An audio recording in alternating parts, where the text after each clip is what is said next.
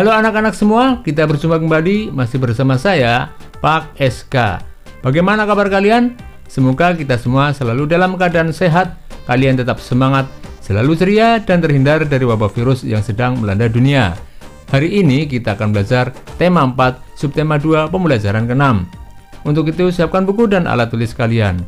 Namun sebelum pembelajaran kita mulai, marilah kita berdoa menurut agama dan kepercayaan masing-masing. Semoga pembelajaran hari ini bisa berjalan lancar dan menjadi ilmu yang bermanfaat. Sekarang perhatikan tayangan berikut ini. 3 cara penyampaian pesan moral dalam karya fiksi. 1. Menggunakan tokoh dalam cerita. Pesan moral disampaikan melalui tokoh-tokoh dalam cerita, sehingga setiap tokoh menggambarkan nilai-nilai tertentu.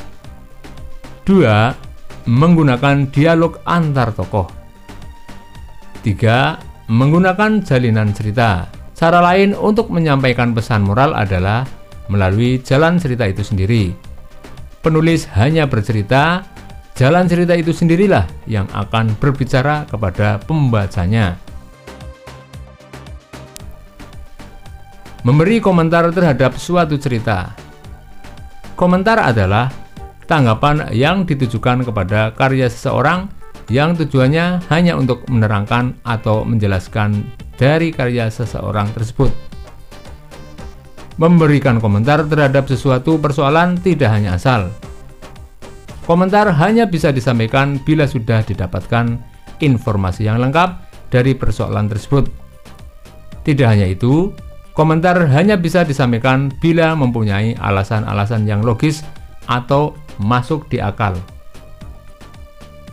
Jika dilihat dari cara penyampaiannya, komentar dibagi 2 macam, yaitu komentar secara lisan dan komentar secara tertulis.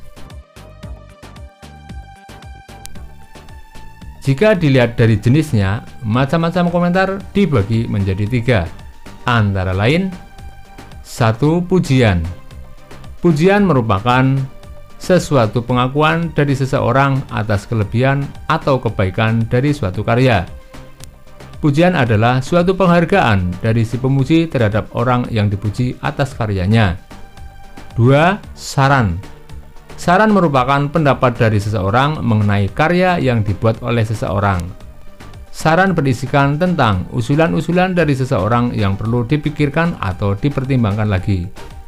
3. Kritik. Kritik tidak jauh berbeda dengan saran. Kritik merupakan pendapat mengenai baik buruknya suatu karya seseorang yang perlu dipertimbangkan atau dipikirkan lagi oleh pembuatnya. Kritik digunakan untuk mengungkapkan suatu ketidaksetujuan yang mengacu atau mengarah pada sesuatu yang lebih baik dan benar.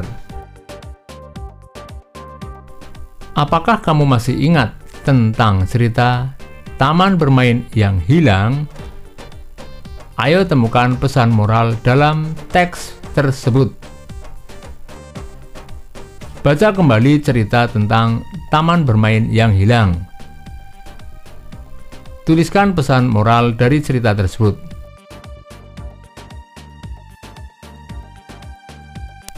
Tukarkan pesan moral yang telah kamu tulis dengan teman dan berilah komentar tentang pesan moral tersebut.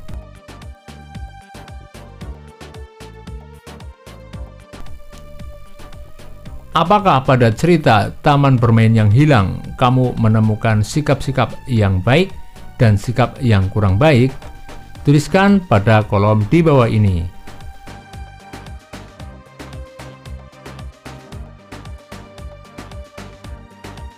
Apakah kamu sering menemukan sikap yang baik dan sikap yang tidak baik di sekitarmu?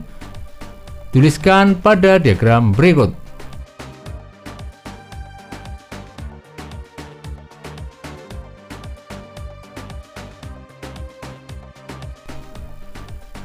Demikianlah pembelajaran hari ini anak-anak. Marilah kita tutup dengan doa. Semoga apa yang telah kita pelajari bisa bermanfaat bagi kita semua.